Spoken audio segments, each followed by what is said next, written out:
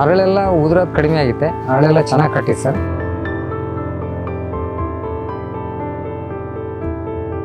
ಇನ್ನು 2 time sir ನಾನು ಹಾಕಿರೋದು. ಈಗ ಇಂಪ್ರೂವ್ ಆಗಿದೆ. ಅಲ್ಲಿ ಬಳಸಿರಿ ಒಳ್ಳೆ ರಿಸಲ್ಟ್ ಕೊಡುತ್ತೆ ಅಂತ ನನ್ನ ಭಾವನೆ ಸರ್. ಬೆಳೆಯಲ್ಲ ಸರ್, ಇಲ್ಲಿ ರೈತರು ಎಕರೆಗೆ 4-5 ಕ್ವಿಂಟಲ್ ಬೆಳೆಯೋದಕ್ಕೆ ಸಹಿ ಆಗುತ್ತೆ.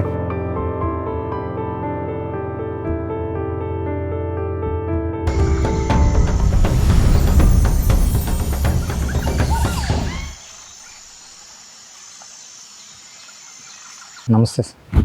ಮಹೇಶ್ವರಪ್ಪ ಹೆಚ್ಚು, ಹಟ್ಟಿ ವಿಲೇಜು, ಚನ್ನಗಿರಿ ತಾಲೂಕು, ದಾವಣಗೆರೆ ಜಿಲ್ಲೆ. ಈಗ 16 ವರ್ಷ ಆಯ್ತು ಸರ್ ನಾವು ಅಡಿಕೆ ತೋಟ ಮಾಡಿ.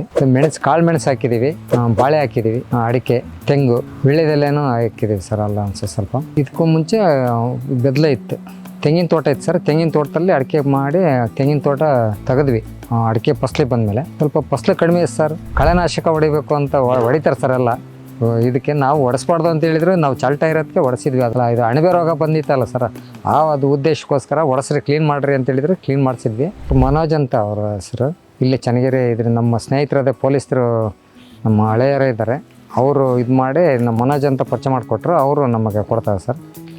ಎಲ್ಲ ತೋಟಕ್ಕೆಲ್ಲ ಬಂದು ಸರ್ಚ್ ಮಾಡಿ ಏನೇನು ಬೇಕು, ಏನು ಕೊಡ್ಬೇಕು ಇದಕ್ಕೆ ಅಂತೇಳಿ ಎಲ್ಲ ನೋಡಿ ಕೊಡ್ತಾ ಇದ್ದಾರೆ. ಅದನ್ನ ಬಳಸ್ತದೆ ಸರ್ ಅವ್ರು ಕೊಟ್ಟಿದ್ದನ್ನು. ಫೀಲ್ಡಿಗೆ ಬಂದು ಫೀಲ್ಡ್ ವರ್ಕೆಲ್ಲ ಚೆನ್ನಾಗಿ ಮಾಡ್ತಾರೆ ಸರ್ ನಮ್ಮ ಮನೋಜ್ ಅವರು.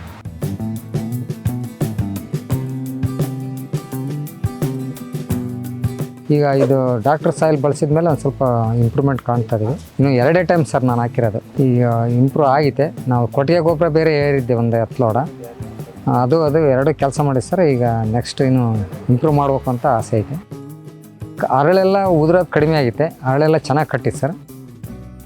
ಈಗ ನಮ್ಗೆ ಅರಳು ಕಟ್ಟಿರೋದು ಒಂದು ಖುಷಿ ಆಯ್ತು ಸರ್.